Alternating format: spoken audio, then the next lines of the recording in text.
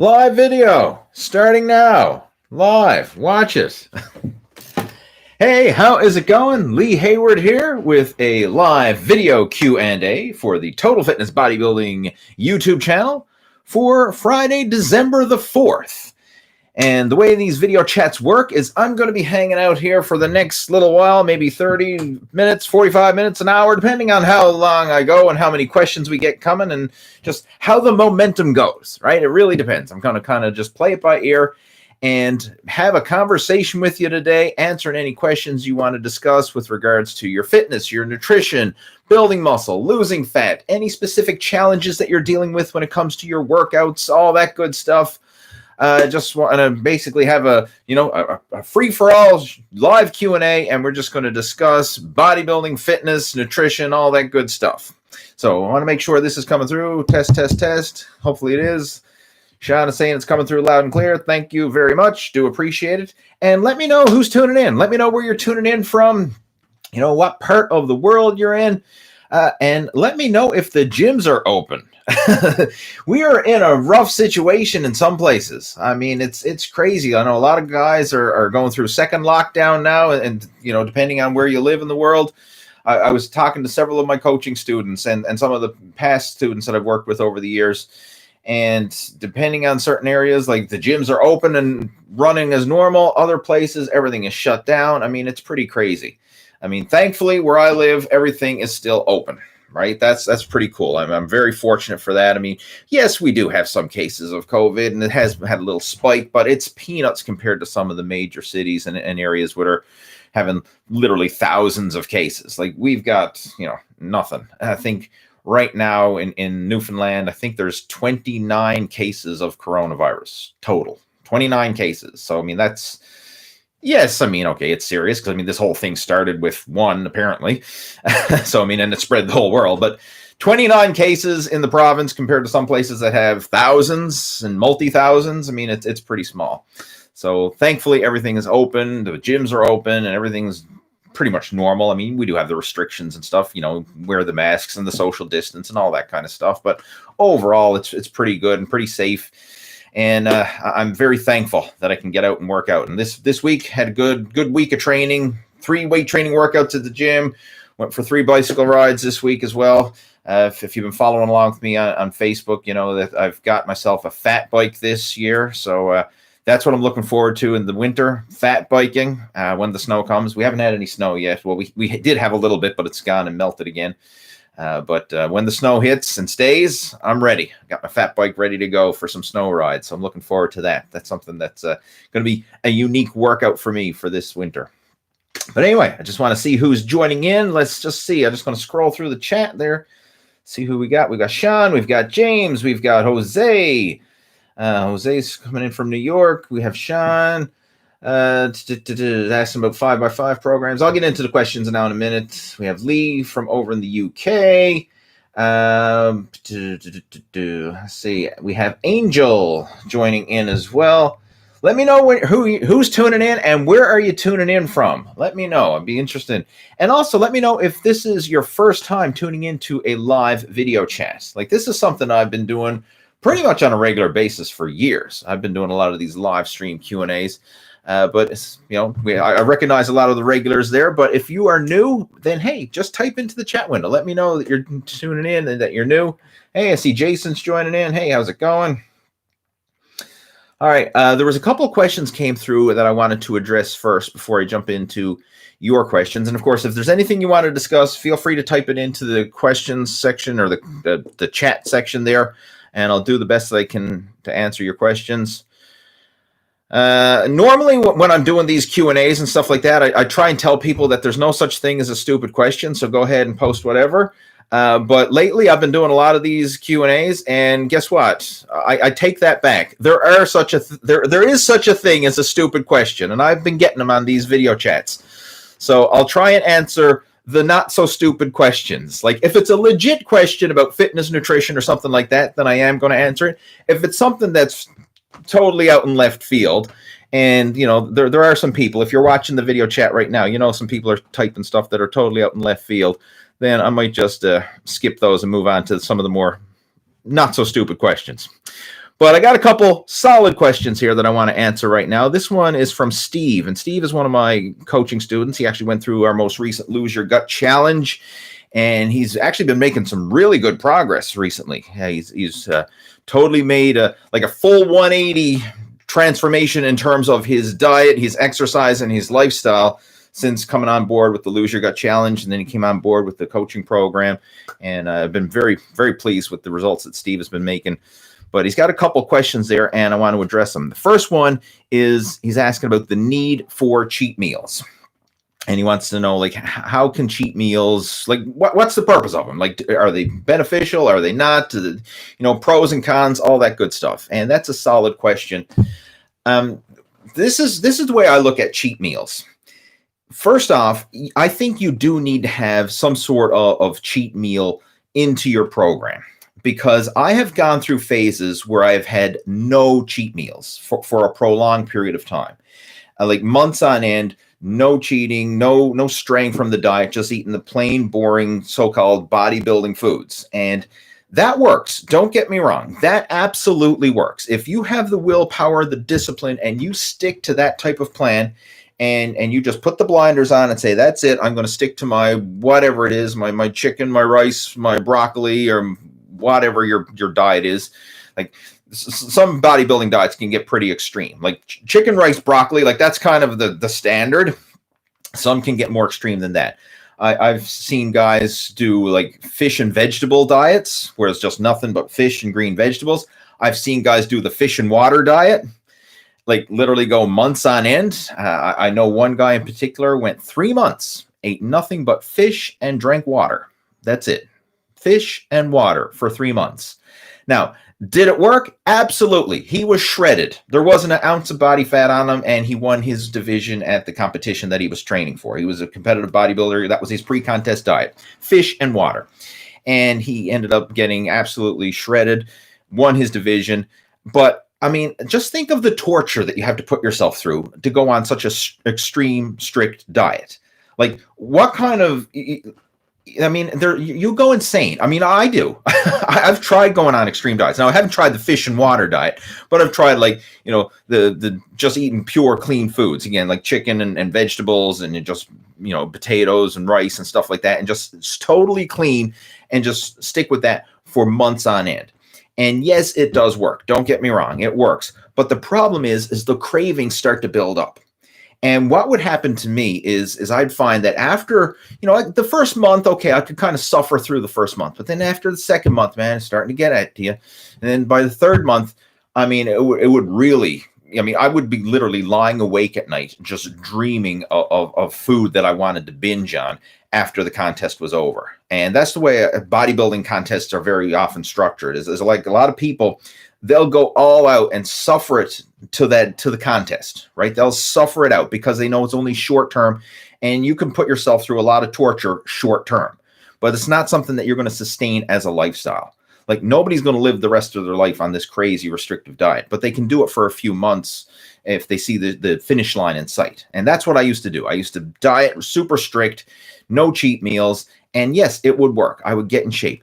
But then after that contest was over, man, then it was just like, look out. And it was like, hit up the all-you-could-eat buffet. Like, I was hit up the ice cream shop. I'd go late night raids to the gas station and then pick up, the chips and the candy bars and the soda pop and whatever else, and the tubs of ice cream. And man, like, whatever. I mean, there was no limits. Like, I would even, like, leading up to the contest, I was so obsessed with junk food that I would sometimes even go to the store like a couple weeks before and start stocking up on junk food that I was going to binge on. And then I would just, like, store it away in the cupboards. And every now and then I would just go, like, open up the cupboards and just, like, stare at the junk food and, like, fantasize like how good it's going to be to eat it. Like, that's how bad it was. Like, seriously, I became obsessed with junk food. And I mean, then once I started eating it, then it was like, no, stop. And then, of course, then that starts a whole negative spiral, because what happens when you eat all that junk food? Then you're going to get bloated. You're going to have this big rebound. You're going to pile on a bunch of water, bloat, and fat. And then you're going to feel like crap. And then when you feel like crap, what do? You seek some comfort food. So then you go and you eat some more crap. And then it's just this negative spiral. It just snowballs out of control. And before you know it, what took you months to achieve in terms of lean definition and fat loss, you lose it all in the matter of weeks. Months to lose it, weeks to gain it all back in terms of like gain all that body fat back. And that is the reality for so many people. I mean, I was actually talking to somebody that I coached several years ago, a former competitive bodybuilder. And this particular guy, I helped him several years back. It was over 10 years ago now. Helped him get ready for a competition. And he ended up competing as a middleweight. Came in shredded. I'm not sure the exact weight, but it was under 176 because that's the cutoff for middleweight. So he was in the 170 range, shredded, six-pack abs, nice defined physique. I was just talking to him recently. The guy's almost 300 pounds. Like, he's totally let himself go. I mean, just piled on a bunch of weight because he can't sustain that type of extreme deprivation diet that bodybuilders go through. So getting back to Steve's question about cheat meals, how do you make them work? You have to have those cheat meals structured into your program in order to keep those cravings under control. Because if you try and go the no cheat meal route, it doesn't last long term. But the problem here is you have to have it structured in a way that you enjoy the cheat meal, kind of like get those cravings out of your system, but then get back on track right after that cheat meal. And this is the strategy. This is how you can have your cake and eat it too, so to speak. What you need to do is you need to have the program in place where you allow yourself the cheat meal, and nothing is off limits. Like when I'm coaching people, like anybody, I know there's several guys here who are part of my private coaching group, and they'll be able to attest to this. I don't put any limits. I'm not one of these coaches to say, hey, you can't have this, you can't have that, whatever, and put all these limits. I say, no, it's just eat more of the good stuff and eat less of the bad stuff. That's it. But nothing is off limits. I'm not going to tell you you can't eat something, because if I say, hey, you can't eat pizza ever again, then what's going to happen? You're going to start craving pizza. Or if I say you can never have ice cream, or you can never have alcohol, or you can never have whatever, that you're going to start craving that even more. Now you're going to become obsessed over it. And eventually those cravings are going to build and build and build. And you're going to get to the point where you just say, screw it, I don't care anymore. And then you binge and you go off the deep end. And then that whole negative spiral starts. Instead, I rather have my coaching students, and this is what I do myself, to indulge small and frequently. So like if I'm craving something, like the other day, I was craving one of those little ice cream bars. So I went and I got myself an ice cream bar. I don't know. That's the ones with the like this cookie on each side and ice cream in the middle. I don't know what they're called. Ice cream sandwiches or ice cream bars, whatever they are. But I wanted one. Right? I seen somebody eat one the other day and I said, man, I want one of those ice cream bars. So I went out and I got myself an ice cream bar. And you know what? I thoroughly enjoyed that ice cream bar. I took my time. I ate it. I savored it. I said, man, that's a good ice cream bar. And I totally enjoyed it. And then the cravings out of the way. I'm like, okay, I got the ice cream bar craving out of my system. Now I can forget about that and move on. Whereas if I had said, no, I'm not going to eat that ice cream bar. And then I said, no, I'm not going to have it. Not going to have it. And then all of a sudden that craving starts to build and build and build. And then it's going to get to the point where I'm going to say, like, screw it. I got to have myself an ice cream bar. And then I'm going to go and eat a whole box of ice cream bars. Like, that's what happens. It's just like when, same thing could happen to any junk food. Like, let's say you're craving a cookie. If you're craving a cookie, well, then go and have a freaking cookie. Literally, like, go have it, enjoy it, savor it, and then get that craving out of your system so then you can forget about it and move on. Instead of denying it and then letting it build and build and build. And then you get to the point where you say, screw it, and then you eat the whole box of cookies. Like, that's the problem with a lot of people, is they try and put off those cravings and then they just build and build and build until the point where they can't take it anymore. And then they go off the deep end and then they binge and then they feel like crap because they're binging, right? That's what happens so often. Like, people try this all or nothing extreme approach, but you don't need that. You just need to be good enough, but good enough consistently. Just have more good days than bad. That's it. So I still indulge from time to time. Like, I will have, the ice cream bar or whatever. Or if I'm going out somewhere, I might order some dessert with my meal at the restaurant or whatever. I'll get those little cravings out of my system so that I can forget about them and move on. And I don't obsess over it, because that's the problem. If you start obsessing over food, that's when the negative emotions and this so-called bad relationship with food starts to occur. But if you can keep it under control, where you have your cheat, enjoy it, get it out of your system, and then forget about it and move on, it's so much easier to manage. And you'll get away with less overall junk food by doing this. So this is a much better approach, is just have a little bit frequently. versus the big free-for-all binge, when you get to the point where you just can't take it anymore. So cheat meals, they absolutely do have their place, but I don't pre-plan them in advance. Like I don't say like, well, Saturday is my cheat day or anything like that. I just live my life and go through day to day. And then if I start to crave something, then I will indulge, get that craving out of my system, and then move on. Like I don't put these restrictions on it, because I find when you put the restrictions on it, that's when you start to obsess over it, and it becomes something that's harder to manage. Whereas if you have this freedom where, hey, I can eat whatever I want. Like I'm totally free and allowed to go. I mean, if I want, I can order up a pizza tonight and I can stuff myself with pizza, but I don't want to. Like I'm allowed to do it, but I don't want to. And it's just the same. Like I could go and buy myself a case of beer and I could get loaded drunk tonight, but I don't want to. But because I don't put those restrictions on myself, it's almost like I don't want to indulge in it. Whereas if I had those rules saying you can't have it, then that just the fact that knowing that there's a rule saying you can't do something, it almost makes you want to do it even more. Like if you're a parent and you have kids and you try and tell the kids don't do something, then what do they want to do? They want to do exactly what you told them not to do. So when I'm coaching people, I don't put any of these restrictions on people. I don't tell them you can't do this or you can't have that or beat them up because they have a cheat or anything like that, because that just it reinforces negative habits and negative patterns. Instead, I just encourage more of the good stuff. And the way that I like to do it is, instead of thinking of what you need to cut out of your diet, focus on what you need to add to your diet. So instead of thinking, well, I need to cut out this and I need to cut out that, I got to cut out carbs, I got to cut out sweets, I got to cut out alcohol, I got to cut out. Think, what do you need to add to your diet? Maybe I need to add more vegetables in there. Maybe I need to add in some more lean protein. Maybe I need to get in some more healthy fats in there. Maybe I need to add in some more fiber. Maybe I need to start drinking more water. And you start adding all these good things in. And just by default, if you fill up on good stuff, there's less room for the bad stuff, right? Your belly is only so big. You can only put so much stuff in there. So if you're filling it up with lean protein and veggies and healthy fats and high fiber foods and lots of water, and, fruits and veg and good quality complex carbohydrates and all this good stuff, there's less room to put the junk in there. And then if you do crave some junk from time to time, well, then have a little bit of junk, enjoy it, get it out of your system, and then get back to eating the good stuff. That's the way I go about it. And when you do this and you actually have a system in place, and I have a structured system in place where I take people through this, that's part of the whole Muscle After 40 blueprint. It's such a stress relief, because now you don't feel like you're on a diet. And this is a cool thing. Like a lot of my coaching students, like when they're talking to people, like they're talking to friends and family and coworkers, and everyone says, well, you're looking leaner, you've lost weight. Like, what are you doing? Are you on a diet? And they almost like, people ask, what kind of diet are you on? And they don't even know how to answer it, because it's like, no, I'm not on a diet, because there's no rules. Like there's nothing's off limits. It's not like keto where you're not allowed to eat carbs, or or vegan where you're not allowed to eat animal protein, or whatever other paleo where you're not allowed to eat any processed foods within the last 10,000 years, or whatever the heck it is. Like there's no rules here. There's literally no rules. It's just eat more of the good stuff and less of the bad stuff, and have more good days than bad. Be good enough, but good enough consistently. That's it. Right?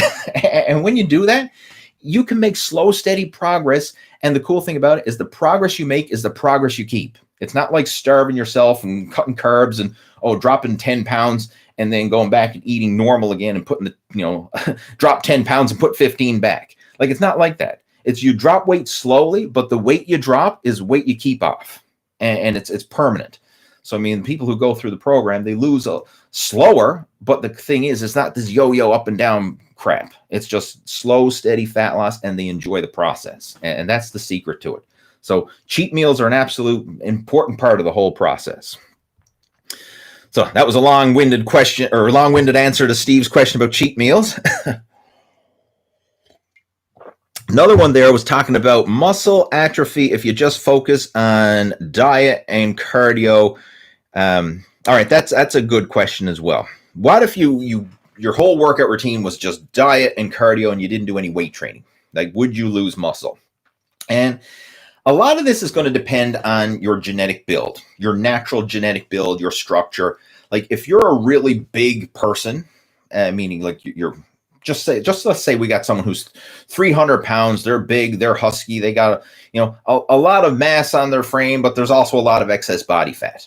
if they just focused on diet and cardio, yeah, they would lose a lot of weight, but would they look like scrawny, skinny, anorexic, thin, or anything like that? No, they're still going to be big because they just are naturally big. That's their genetic. You know, they have that endomorphic body type.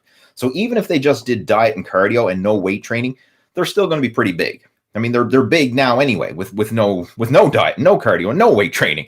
So it's a lot of it has to do with your genetic structure. But looking at the overall picture, I mean, your body is going to adapt and respond to what you provide it with in terms of the stimulation you provide it with. So, I mean, if you're providing it with cardiovascular stimulation and you're working your cardiovascular system through, you know, various forms of cardio, you're going to get better at that. If you're focusing on strength training, you're going to get better at that. So ideally, you want to have the combination. You want to have cardio, you want to have strength training, and you want to follow it up with a good solid diet so that you're losing the fat, you're building muscle, and then you're fueling your body with good quality nutrition so that you're healthy and you can keep them, like feed the muscle, burn the fat. That's what we want to do. I mean, ideally, that would be the scenario. But if your main goal is just to get the weight off, then yeah, you could prioritize cardio if you wanted to. Like, there's nothing wrong with that. The only problem is you're not going to get stronger and you're not going to build muscle in the process if you just focus on that, just diet and cardio. If you focus diet, cardio, and strength training, then what's going to happen is you're going to burn fat and build lean muscle simultaneously. And that's what most guys want. Like when I'm having coaching calls with people, I would say 90% of the guys that I talk to, it's build muscle and lose fat. You know, some combination thereof. Now, maybe they want to burn more fat and build a little muscle. Maybe they want to build a lot of muscle and then lose a little stubborn body fat. Like, it all depends on where you're to. Like, some guys are the skinny fat, you know, and their main goal is they want to get bigger while getting leaner. Then you have the other people who are like obese, overweight, and they want to like lose that gut and lose that extra weight, but they also want to fill out and build some muscle in the right places. Like, they want to fill out and build some muscle in their chest, arms, shoulders while losing the gut. Right? That's the general goal for most guys that I work with. And so, I mean, yes, you can still make progress with just diet and cardio alone, but you'll make better progress if you incorporate diet, cardio, and the strength training in there as well. And the way that I like to do it myself is I alternate a cardio workout and a strength training workout so that I'm exercising every day, but I'm alternating the forms of training. And this is really good, not only for mentally, but physically, because now your body is not doing the same thing over and over again. You're actually getting recovery, but you're getting active recovery in there. So like when I do a strength training workout, I'm breaking down the muscle tissue, I'm stressing the central nervous system, I'm breaking the body down. And then the next day when I do cardio, it's not as stressful on the central nervous system. It's not as stressful on the muscles, the joints, tendons, and ligaments, but I'm still getting exercise. I'm still burning calories, still circulating blood throughout the body, still helping elevate my metabolism, but it's active recovery. And I find the combination of that strength training one day, cardio the next, it's like a yin and yang training system, because now I'm getting daily exercise and the benefits and the mental and the stress relief and all that of daily exercise, but I'm doing so that allows my body to recover and keep progressing through that process. Like if you try to do strength training every single day, 6-7 days a week, eventually, unless you're like a genetic freak and you just have super high recovery abilities, you're going to break down your body to the point where it can't recover.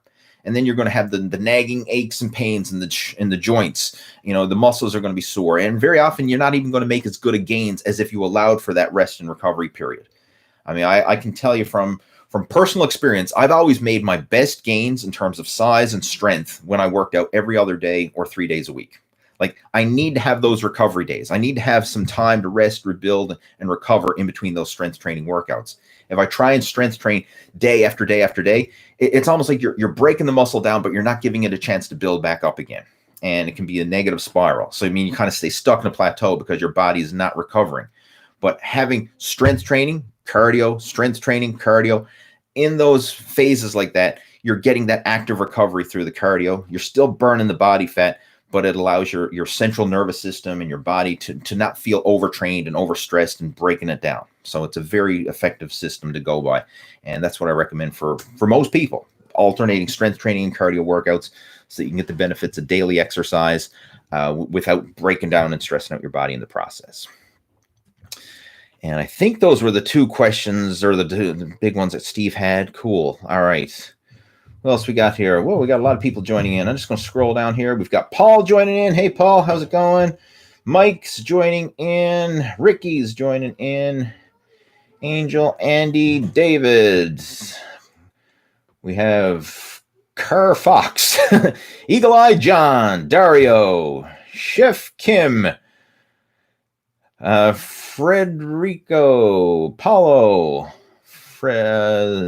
Thad, Dario. All right, welcome, guys. Got Jeff joining in again. Hey, I seen Jeff up at the gym today. Jeff's another coaching student of mine. Welcome, guys. Glad to have you tuning into our chat today. All right, let's jump in. Let's see. The gyms are back open again in the UK. As Lee is saying that. That's awesome. Glad to hear that.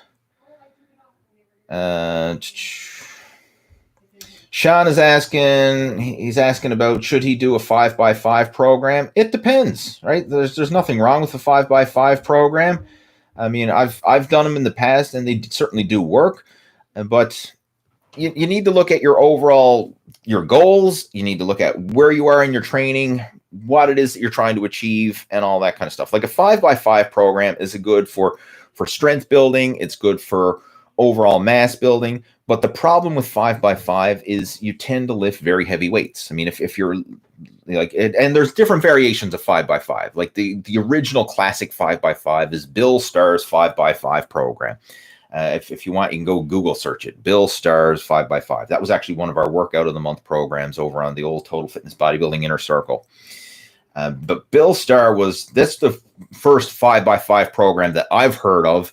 Now, I'm sure he copied and modified it off somebody else. Because again, you got to realize, like, weight training is as old as dirt. Like, this has been around for like over 100 years. Like people have been lifting weights, and in fact, you can even take it back thousands of years. Like, you're looking back in the old days, the strength training and physical culture is nothing new. People have been doing it since the beginning of time, like finding ways to build up the body. It's just we've evolved at the point now where now we have all gyms and fancy machines and all that kind of stuff, which is relatively new. But working out has been around for eons, right? Like different methods, especially body weight exercises and stuff like that. It's been around for forever. I mean, you look at the history of martial arts and wrestling and all these sports, which have been around for like hundreds, if not thousands of years. People have been training their body for strength and conditioning ever since then. So it's not like this is something that's new, right? There's nothing new out there. It's just we're always reinventing something that's already out there. I mean, that's the same when it comes to nutrition programs too. Like people saying like, oh, they got some new, like the keto diet. Like people talk about that as if it's something new, or intermittent fasting, and they talk about it as if it's something new. No, that's been around forever, right? There's nothing new. It's been around forever. It's just people put different spins on it, different names on it, and then try to sell it as something new and fancy when it's reality. There's nothing new. It's really nothing new out there when it comes to fitness and nutrition. Anyway, getting back to the question about the 5x5 program, you know what? You can follow it, but I'm personally myself, I'm not a big fan of it. And for older guys, like if you're over 40, I'm not a big fan of pushing the limits with heavy weights and low reps. I mean, yeah, you can do it, but I'm going to tell you, for the most part, everybody that I know who does heavy power training, sooner or later, they're injured and beat up. Like most of the guys that I know who are over 40 and have done any amount of powerlifting in their day, they've got the injuries to show for it. You know, pec tears, bicep tears, rotator cuff problems, knees, hips, you name it. Like most guys, if they've done a lot of heavy power training and they're over the age of 40 and they've got, years of wear and tear under their belt, they've got the injuries to show for it, right? So I find that if you're in that situation, you need to be more respectful of your body. And I personally like lighter weights and higher reps. So for me, like a set of 10 reps is a heavy set for me at this stage. Like I usually shoot for anywhere between 10 to 15 reps for most exercises. And sometimes I'll even go higher. Sometimes I'm doing 20, 25 reps or more, depending on the movement. Like if it's a light isolation exercise, I might bang out 25 reps a set. And I find that lighter weights, higher reps, more time under tension allows me to still get a good workout without placing the stress on the joints, tendons, and ligaments, and without, increasing my risk of injury. And that's my main priority at this stage of the game is injury prevention. right? It's not just seeing how much I can lift and ego lifting and all that stuff. I mean, I did that when I was younger, right? I'm not knocking it. I did it. I was there, done that, been there, done that. But that's not where I'm to anymore, right? I focus on respecting the body and looking at the long game, right? I want to be able to work out and stay fit and healthy for the long term and not just seeing how much weight I can lift in the short term. So I'm not a big fan of 5x5 programs myself. Doesn't mean you shouldn't do them. No, use your own discretion. What are tips on getting your bench up to your full potential? Want to get into the 300s? Again, I've been there. I've done that. I'm not a big fan of that anymore. But if you want a bench press program, and this is one that I followed myself, and it's an old program. I mean, by internet standards, it's old. But it works. I mean, it's one of the best programs that I've ever followed for increasing the bench press. Go over to blastyourbench.com. Right, that's the original program I started off with. Back in 1997, I launched that program. That was what I started with back then. And that program still works. I mean, you can go over and check it out, blastyourbench.com. Right, that's a bench press specialization program. I utilized that myself. Back, my personal best bench press ever was 445 pounds at 220 pounds body weight. So I did hit a legit double body weight bench press. And that was my goal. I wanted to be able to say I benched a double body weight. And back in 2005, that's when I did it. I benched 445 at 220 pounds body weight. And that was my best bench ever. In competition, I have done 407 in competition. That 445, that was a gym lift. So I know by true standards, okay, it probably doesn't count because it was a gym lift, wasn't a contest lift. But in competition, my best bench was 407. I did that at a meet that I did, and I got 3 white lights. So it was a solid, legit lift. I even got a video of it. But yeah, if you're looking for bench press tips, go check out blastyourbench.com.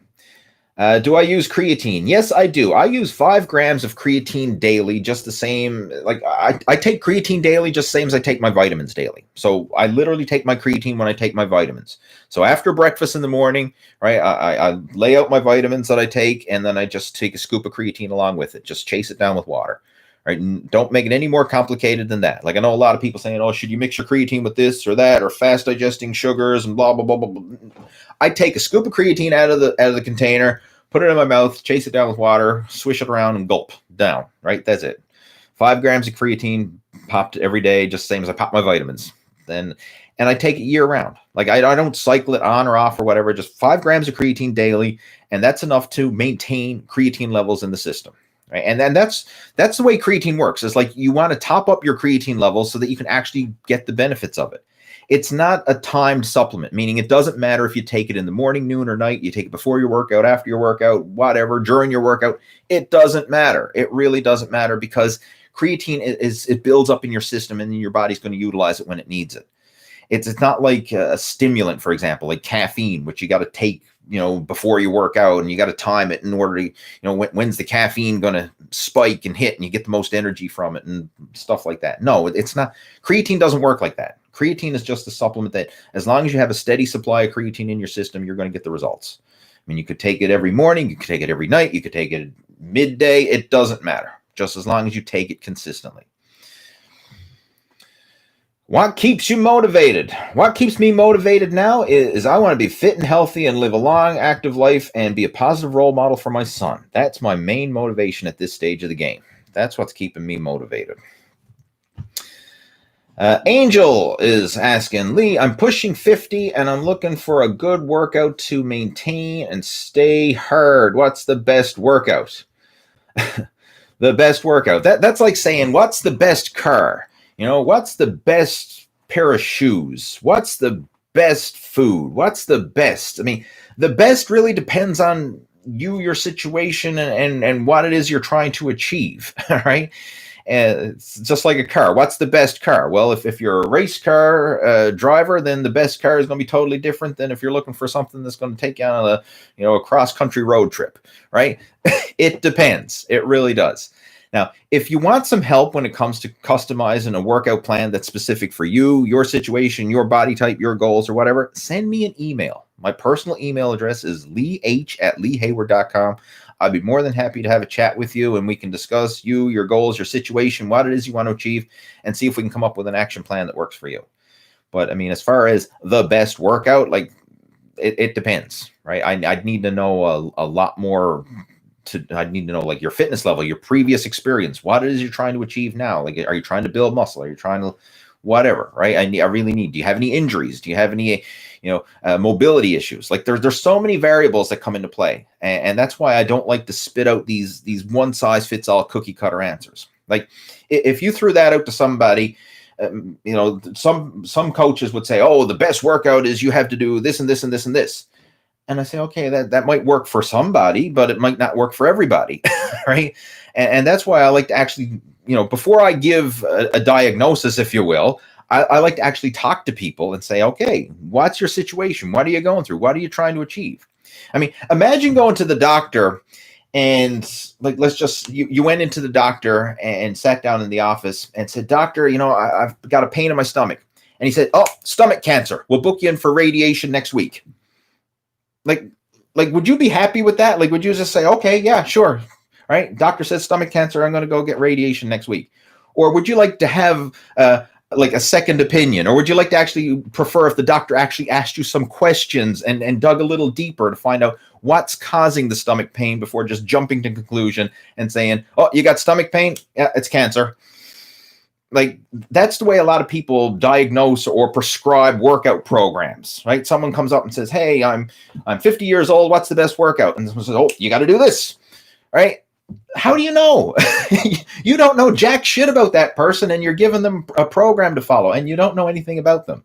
So I can't give you a program that's best for you because I really don't know about you, right? In order to be able to give you the best workout, I'd need to know more about you. I don't like to just give cookie cutter one size fits all answers that may not be right for you, because in some cases you could actually cause more harm than good. Like if I gave you a program that had you doing exercises that didn't fit you, your body type or your mobility or whatever, it could cause injury and it could actually set you back versus pushing you forward.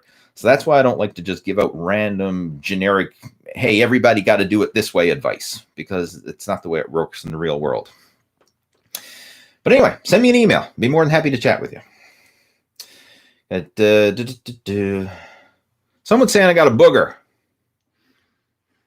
I don't think I do. If I do, good for you. Dario's joining in saying, greetings from Paraguay. Is there a semi-accurate way to guess your body fat percentage without having to measure it? I have visible abs, but still have some love handles. Yeah, there are. Like if you go on Google and search for like body fat pictures or so, I'm not sure the exact term. I'll just open up a new browser window and just do it right now. Body fat pictures charts, pictures by percentage. Let me see. Okay, go to Google and type in body fat pictures by percentage. And just go to Google Images, and you'll see a bunch of these type of pictures. Like a lot of fitness influencers and websites have put these up, and they show you approximate estimations of what different body fat percentages look like. The one that I'm looking at here, I mean, again, I just typed in body fat pictures by percentages. That was a suggested Google search when I started typing this in. And it shows, a fat guy at 40%, shows a little less fat guy at 35%, 30, 25, 20, 15, 10, 6, 3. So it basically takes you from contest shredded all the way up to obese. And different ranges in between. So like you can kind of guesstimate where your body fat is based on this. Is it accurate? 100% accurate? Heck no. But is it going to put you in the ballpark? Yeah, it's going to give you a rough idea. And quite honestly, what your body fat percentage is really doesn't matter anyway. Like who cares what the number is as long as you look good, you feel good, and that's it. Like in a bodybuilding competition, the judges don't get up on stage with body fat calipers and skin fold measurements and blah, blah, blah, and measure your body fat. They just look at you. And I mean, okay, who looks the best? That's how they judge the show. They don't care what the body fat percentage is. Now, generally, someone with a lower body fat percentage is probably going to look better in terms of leaner and more muscular, but it's not, the number really doesn't matter. It's how do you look and feel. Now, I like to use body fat tracking as a way to measure progress. And I'm not such a big fan of the actual number, but what I am a big fan of is taking the measurements and looking at those and trying to focus on progress. So let's just say you take your waistline measurement, and just for argument's sake, let's just say you have a 35-inch waist, and then you go on a fat loss program, you start doing more cardio and cleaning up your eating and all this, and then you get your waist down, and when you measure it like in a month's time, now you have a 34-inch waist. Well, that's progress, right? You lost an inch off your waist. Well, then chances are you've lost body fat, because that's where most guys store their body fat. You can also use the skin fold calipers and measure the thickness of the skin. And that's a really cool tool. I like doing that. And instead of trying to take those skin fold numbers and plug them into a calorie or a body fat formula, just record the number. So like, just say you measure your skin fold thickness at the belly button, and it's 30 millimeters. Well, great. Write it down. 30 millimeters on December 4th. And then just say, like, in January 4th, you go measure it again, and now it's 25 millimeters. Well, that's progress. Your skin is thinner. That means you've lost body fat. And use that as your tool, right, to measure. And what I like to do is measure some of your stubborn areas. Now, for most guys, the stubborn area is right around the midsection, right? The spare tire, right? The gut, the love handles, all that. That's where most guys store their fat. But maybe you have some other areas that you want to focus on. Maybe it's, the legs or the arms or the chest or whatever. I mean, you can measure all these different areas, take either the measurements, the circumference, or the skin fold, and use that for tracking your progress. You don't need to get hung up on what percentage am I. Just focus on seeing progress in the numbers, right? If your waistline is getting smaller, you're losing body fat. If your skin fold measurements are getting smaller, you're losing body fat. Right? If it's getting bigger, that's not a good sign, right? If you're following a program, let's say you start off with a 35-inch waistline and you follow a so-called fat loss eating plan, workout, and everything else, and then in a month's time, now you have a 36-inch waistline, okay, you got some problems, right? You're going in the wrong direction, right? Your waistline wants to get smaller, not bigger. So you don't need to get obsessed over the numbers. Just focus on the progress. That's all that matters. And as long as you're continuing making progress, you'll eventually get to your goal, whatever that goal may be, whether it's like 10% body fat or a single-digit body fat, whether it's ripped six-pack abs. If you keep making slow, steady progress and you stay consistent, eventually you will get there, right? It's just a matter of time. But yeah, to give you a rough idea, again, back to your question, just Google search body fat pictures by percentage and go to Google Images, and you'll see what I'm talking about. Where was I? I lost my spot.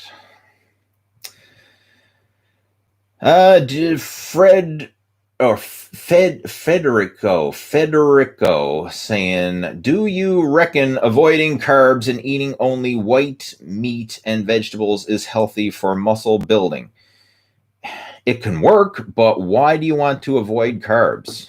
Carbs are very helpful when it comes to building muscle. Carbs give you energy. Carbs help provide glycogen in the muscles, will fill out the muscles. You'll be able to train harder and get more out of your workouts if you have carbs in your system. I've tried the low carb approach, and I personally don't like it.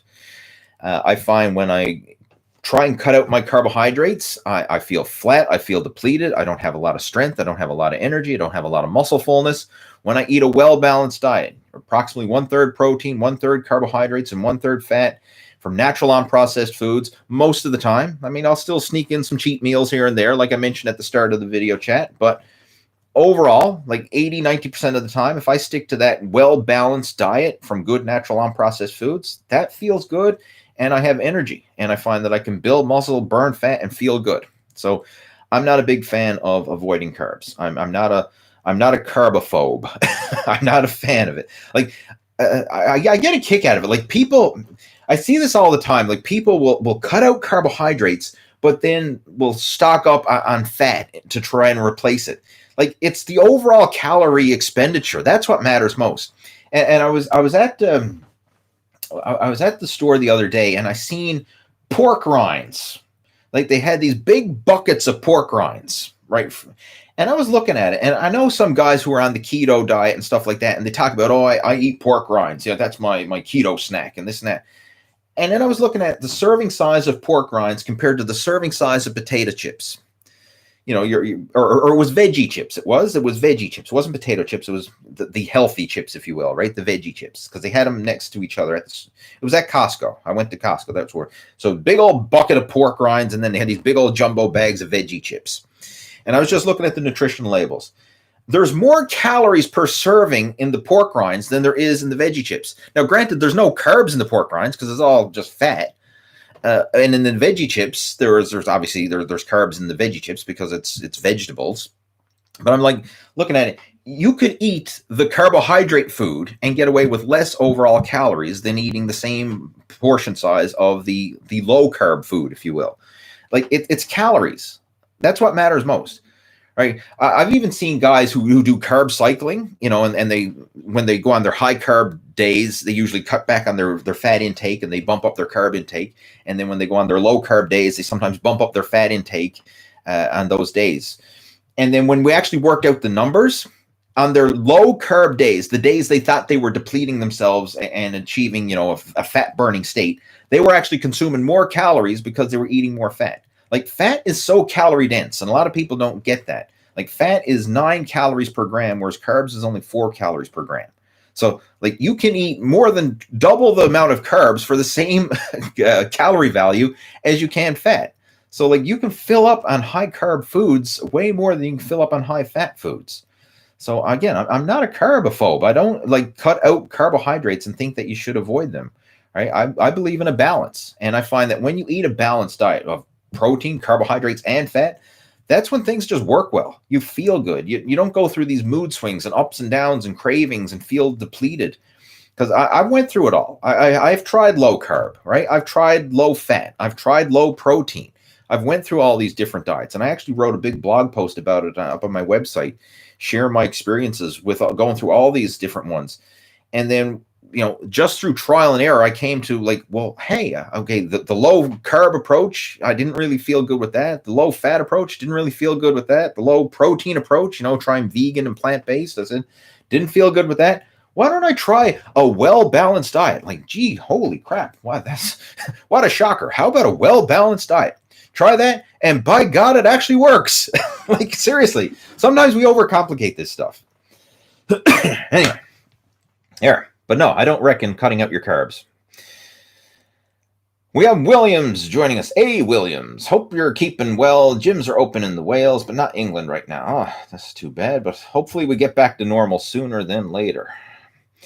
Jose is joining in. Lee, I asked this question on the inner circle. I'm beginning the push-pull workout since I'm working out from my gym and do not have access to a leg press.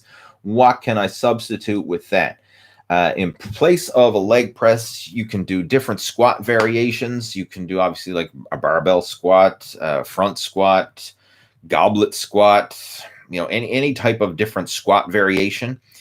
You can also play around with your stances with the squats, right? Wide stance, narrow stance, have your heels elevated or whatever. You can play around with it to target different areas of the legs.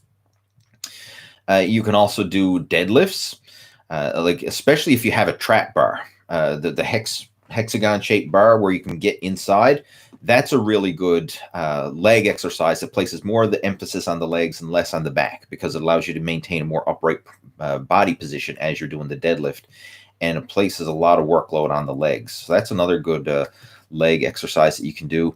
Step ups, another great exercise you can do in a home gym. Lunges, split squats where you have like basically it's a lunge with one leg elevated on a bench. I mean, there's a lot of different exercises you can do. Like, don't get hung up on the exercise. Focus on working the muscle. That's the most important thing. Like a lot of people get hung up on the particular exercises, thinking, well, I need to do this exercise or I need to do that exercise. No, you just need to work the muscle. Unless you're like a competitive power lifter or somebody who has to do a certain exercise. Like if you're a competitive power lifter, you have to squat, you have to bench, you have to deadlift, because that's what powerlifting is. If you're a competitive Olympic lifter, you have to clean and jerk and you have to snatch, because that's what Olympic lifting is. But if you're just trying to work out to get in shape, build muscle, burn fat, and look and feel good, you don't have to do any specific exercise. You just have to work the overall muscle and that's it. So I mean, if a particular exercise, either you don't have it available, or you can't do it due to injury or mobility issues, or you just don't like it, you can do something else. Like if you don't like squats, you don't have to squat, right? If you don't like bench presses, you don't have to bench press. If you don't have a leg press, well, fine, you don't have to leg press. You just need to work the muscle, and you can find other exercises to do it. And the cool thing is, we have a lot of exercises available that you can do instead. So I mean, in my situation, I don't have a leg press at my home gym either. But if I'm working legs, I'm going to do some sort of squat variation. I'm going to do some sort of, I got a leg extension and a leg curl machine, a plate loaded one that I'd use. So I'd probably do some sort of squat, leg extensions, leg curls, and maybe throw in step ups or lunges. And I mean, you pretty much hit it all. Like you got the overall leg worked with those exercises right there. What else we got?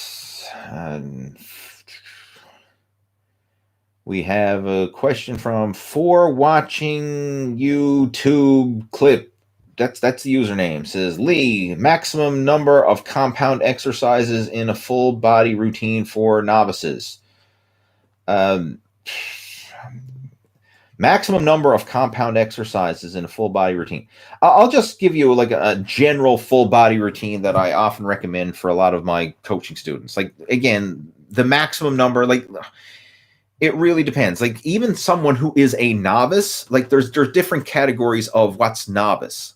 Like, if we have a 55-year-old man who's overweight and out of shape, never lifted weights at all in his life, and he's novice, versus if we have someone who's 20 years old, never worked out with weights, but they've been an athlete their whole life, and they're, fit and athletic. And even though they haven't weight trained, they're still a novice in terms of weight training, but they're, in good health and they're at an ideal body weight. Like, two totally different scenarios, even though they're both novices. So again, I don't like to throw out cookie cutter answers here, but a good general routine that I would recommend, and it's one that I actually have as a sample of up on my my website for a beginner workout.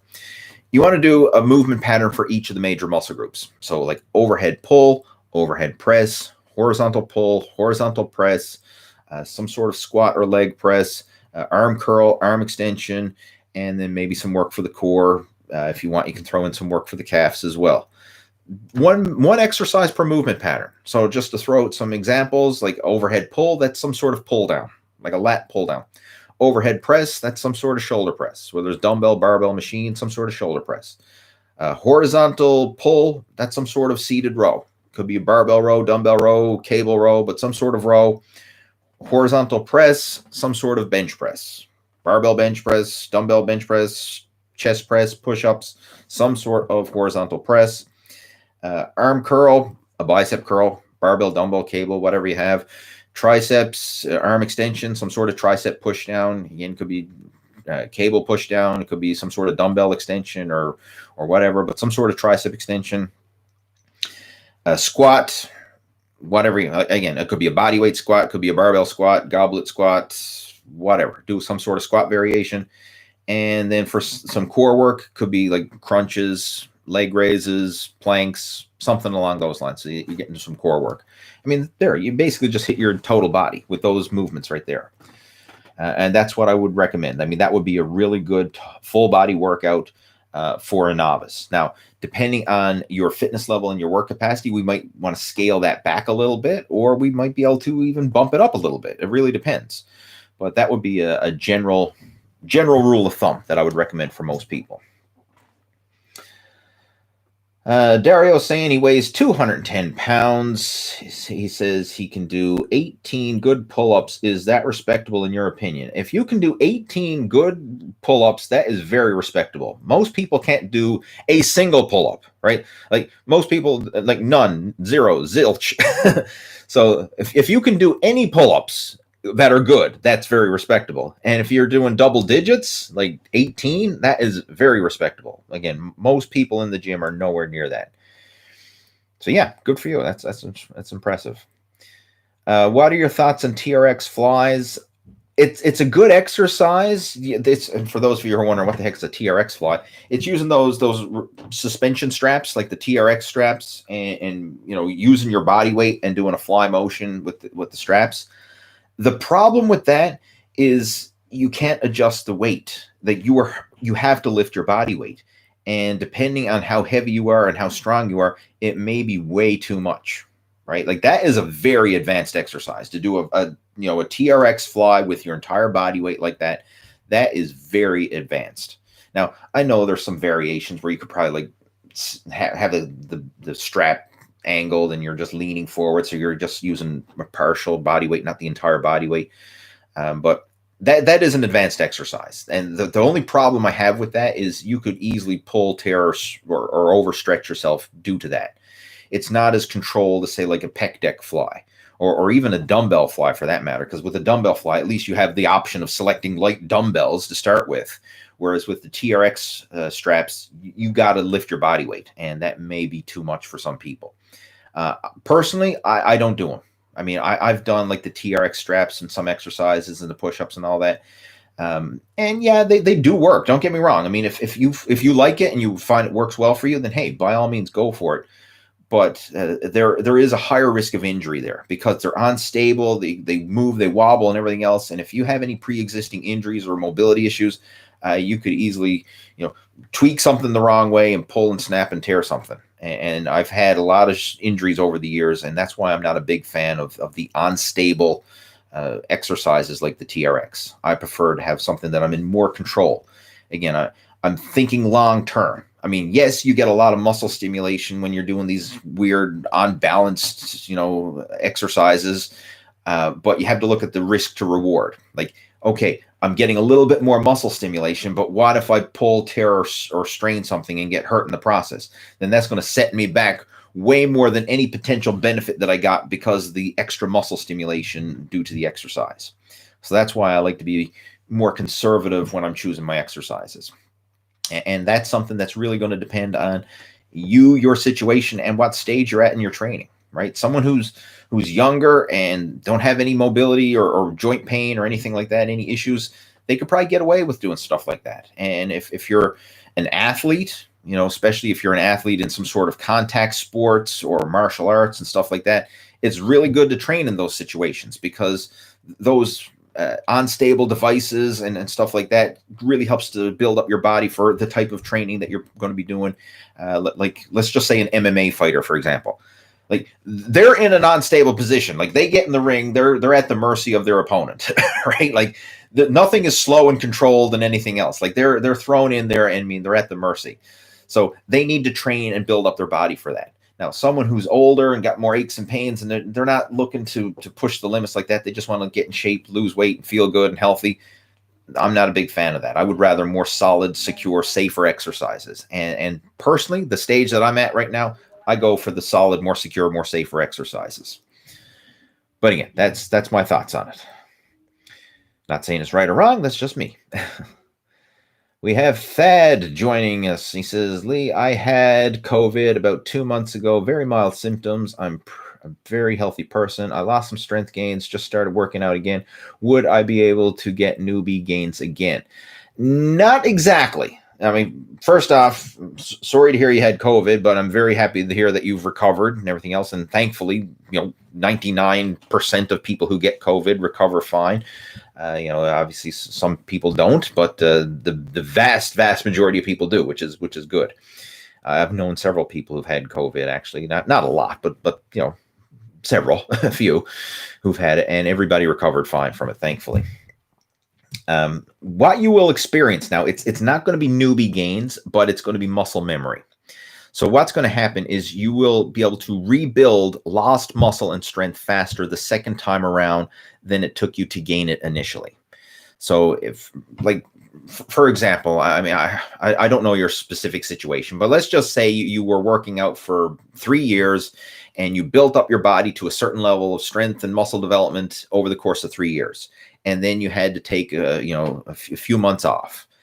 It's not going to take you another 3 years to get back to where you were. Like, if within 3 months, you could probably be back to your old previous level of strength and conditioning and then work on progressing from there. So you will regain the lost size and strength a lot quicker the second time around. And this is muscle memory. It's not necessarily newbie gains. Like, newbie gains, what that is your first year of training. It's when your body is deconditioned and any stimulation you provide is unique muscle stimulation, and your body just responds to it well because it's just like the way it is with the workouts at that stage. Like anything you do consistently is going to produce results. Like even if it's not a good workout, even if it's not the best structure, even if you could be doing a lot of things wrong and still make it work because your body is just so deconditioned, and that anything you do consistently, as long as you don't get hurt in the process, is going to provide muscle stimulation. You're going to grow and respond to it. As you get more advanced, that's when you need to be more strict with the workouts. That's when you need to be more particular with the exercise form and the technique and the mind-muscle connection, and training with progressive overload and all that kind of stuff. And you have to put more into it. But the newbie gains, it's like the 80-20 rule. Like you can get 80% of the results with 20% of the effort, right? But once you get beyond that, once you get beyond those newbie gains, now we're into the other end of the 80-20 rule, where now it's going to take 80% of the effort to get that remaining 20% results. That's where the whole newbie gains thing works. Again, we can look at it like just like that 80-20 rule. You'll get 80% of the results with 20% of the effort. That's newbie gains. Advanced, now you got to put in 80% effort for the remaining 20% of the results.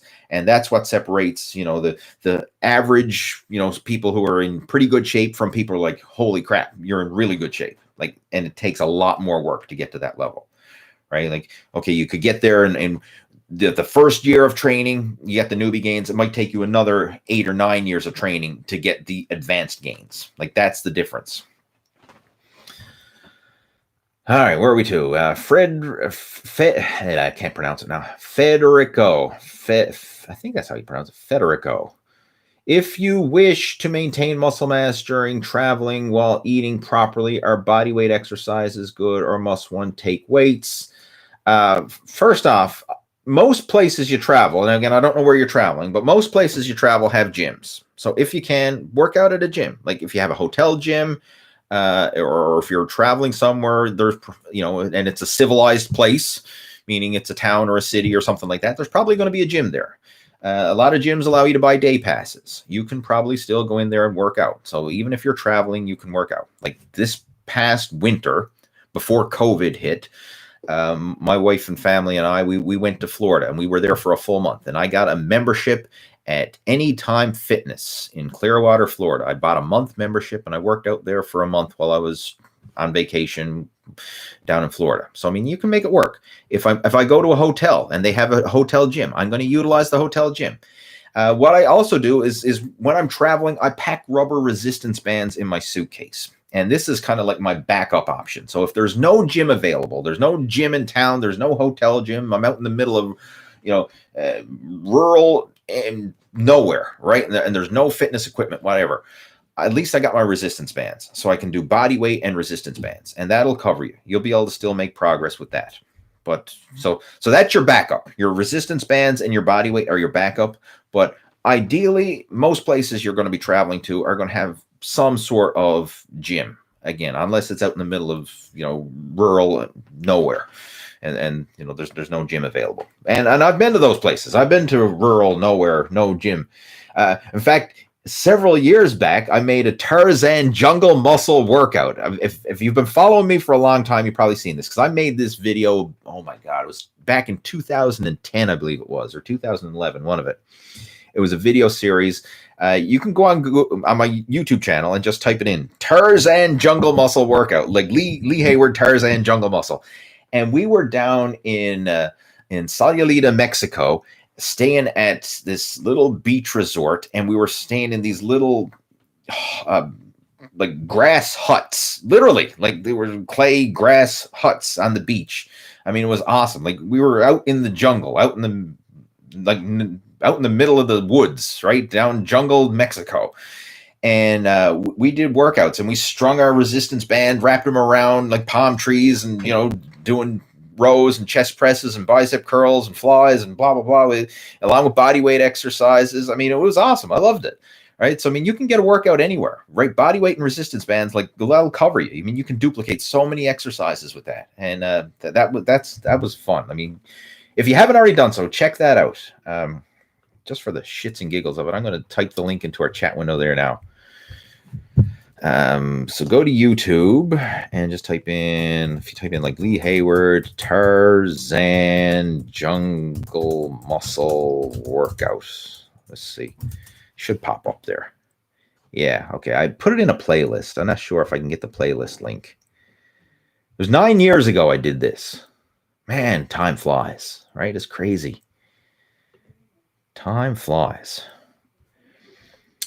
I'm going to try and get the playlist link. If like you can do that search and you can see all the individual workouts, but I did put it into a full playlist. Here we go. All right, I copy paste into the chat window. Done. Tarzan Jungle Muscle Workout. Boom. All right, check that out. For those of you who are watching live right now, watch it after the video chat. Don't leave me to go watch that now, because that's going to be available afterwards. All right. Shit, how are we doing? Oh, we're gone for over an hour. I'm going to get ready and clue this up very soon. So I'm going to scroll through. Paulo saying, Lee, I have thin wrists. They kind of hurt when I bench press closer to my heavier presses. How can I get around it? You can wear wrist wraps to help support your wrist. You can buy these like powerlifting wrist wraps. I very often wear them in my workouts to help support the wrist. That will make a big difference. Another thing you can do as well is just play around with your grip as well. Like when you're doing bench press, try and keep your hand in line with your forearm. Like a problem a lot of people make is they end up cocking their hand back and having the barbell in like this part of their hand, and it places a lot of strain bending their wrists back. You want to kind of keep, like, make a fist and kind of try and keep that fist in line with your forearm bone and rest the barbell there. Like, so that's where you want to grab the barbell so that it's all in line over the bone of your forearm, instead of having your wrist cocked back and the barbell up here in no man's land, placing a lot of strain on the wrist joint. That's something that can make a big difference. And what you can do is you can use that technique of keeping your wrists aligned, and then also wear a wrist strap as well. So that'll help to really support that wrist and give you more stability as you're doing it. Another thing that you can try doing, instead of a bench press, try doing a chest press machine. Like if you have some weight stack chest press machine at the gym, and if you use a chest press machine, you can use a false grip, meaning you have your thumbs on the same side as your fingers. And that's a good variation, because sometimes that takes some of the strain off the wrists. I don't recommend using a false grip with a barbell, because if you use a false grip with a barbell, even though some people do use it, it's not safe, because if that barbell starts to roll, like let's just assume you got a barbell here. I don't know. Here's my barbell, right? I'm using a false grip. And if that starts to roll, boom, there's nothing to catch it. Now just imagine that's a 100+ pound barbell. Boom, it's gonna, right? I'm doing bench press, boom, that thing rolls off and then it hits you in the chest. Like I made a video about this a while back, talking about the suicide grip, they call it. Where's that marker gone? There it is. And a lot of guys have had that problem where they use the suicide grip, meaning the false grip, thumb on the same side as fingers, and the bar rolls off, and then it comes down crashing on their rib cage and breaks their ribs. Like, literally happens. So don't do that. Like, they've actually banned suicide grip in a lot of powerlifting federations for a good reason, because guys were crushing their rib cages, right? Like maxing out 1 rep max bench press, like 300, 400, 500 pounds rolling off and crushing down on the rib cage and doing a lot of damage, right? So yeah, don't do that. But if you're using a machine, that's a safe variation, because it's the machine is not going to roll. That's what I'm getting at. And you can safely do it. And that may be an easier variation on the wrists. Like I was at the gym this morning. I did the hammer strength incline bench press machine, and I used a false grip. And that's totally cool, because again, it's a machine, it's handles, it's not going to roll or move. I'm in a fixed position there. And I find that was very comfortable on the wrists. What else? I'll try and see if I can answer a couple more. Eagle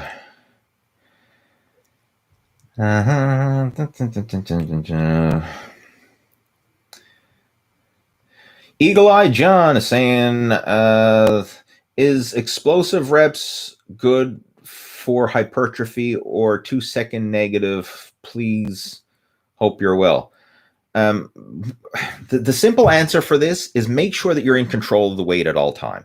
Like there's a time and a place for being more explosive with your lifting, but be in control of the weight at all time. That's what I recommend. Like don't have it to the point where you're not in control of the weight and momentum is taking over. Like a good rule of thumb when you're doing an exercise, like you should be able to pause the exercise. Like especially if you're not talking like a 1 rep max lift or something like that, or a powerlifting lift, or a Olympic lifting clean and jerk or something like that. But I'm talking about your general muscle building exercises. You should be able to pause that mid rep and control it. Like, for example, if you see guys who are doing the heavy bicep curls and they're swinging and heaving, there's no way they could pause that curl mid-rep and hold it because they're using momentum to curl that weight up. Or if they're doing bent rows and they're using all kinds of leg drive and heaving their back to get that weight up, there's no way they'd be able to pause it. But ideally, you should be able to pause and control a rep. Like, so for example, you should be able to be doing your bench presses, and then if you had to, could stop at mid-rep and just control that weight and then continue on. So you're in control the whole time. And if you're in control the whole time, that's going to be the ideal for stimulating hypertrophy, for building muscle, because it's a muscular contraction. It's not momentum that's taking the weight. It's actual muscle contraction that's handling the weight. Like if you see like someone doing a strict pull-up, they're doing a strict pull-up and they could pause the pull-up mid-rep and then continue on and keep doing it. Versus you see the CrossFitters doing these kipping pull-ups. Like there's no way they're pausing that thing mid-rep because it just, I don't even know what it is. It looks like a fish out of water flopping up and down over the pull-up bar, right? I mean, I know there's a time and a place for it. I mean, if your goal is just to get maximum number of reps and you don't give a shit about stimulating the muscle or proper form, okay, I guess it makes sense. But if your goal is to actually stimulate the muscle and build it, then you want to be in control of the weight the whole time. So that's what I focus on. Not like you don't need to get into tempo training, like counting how many seconds lifting up and how many seconds counting down and blah, blah, blah. Like the whole idea of tempo training, just to give you I'll finish off with this and then we'll clue up the chat. But the whole idea behind tempo training was not for lifters. It was designed for coaches. So a coach could watch a lifter and count how many seconds it took the guy to lift and how many seconds it took the guy to lower. And then he could tell at him, like he could yell at him and tell him to speed it up or slow it down. Like that's it. That's how tempo training came about. And the guys would come up with these general guidelines. Okay, like lift it in 2 seconds and lower it in 3 seconds, or lift it in 1 second, lower it in 2, or whatever the different numbers.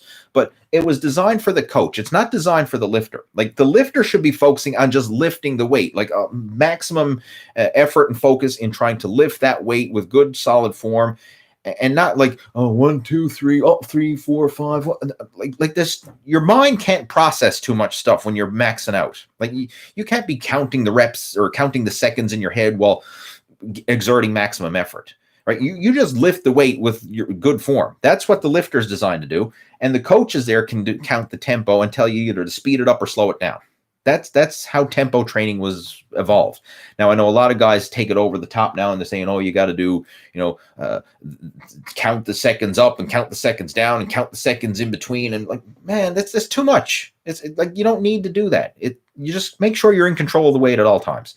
If you're in control of the weight and you can pause it mid-rep, then that's fine. Like you're using good form. It's you and a muscular contraction. It's not momentum. That's all that really matters. Like, so don't overcomplicate all these tempo protocols. Like I see workouts, people write them out. Not only are they giving you the sets and the reps and this and that, but then they're giving you the tempo protocols and saying, okay, for this exercise, you need to have a 2-0-4 tempo. And this one, you need to have a 1-0-2 tempo. And this one, you need to have a 0-1-3, blah, blah. Like, man, it's information overload. Like it doesn't matter. Really, it does not matter. As long as you're in control of the weight, that's what matters. All right. With that being said, guys, I'm going to get ready and clue it up. Hopefully you enjoyed the video chat. Let's see what else we got here. Okay, cool. I'm going to clue it up. Anyway, guys, hopefully you enjoyed it. Have yourself a great weekend, and I'll be talking to you hopefully in another video chat coming very soon. Take care. Over and out.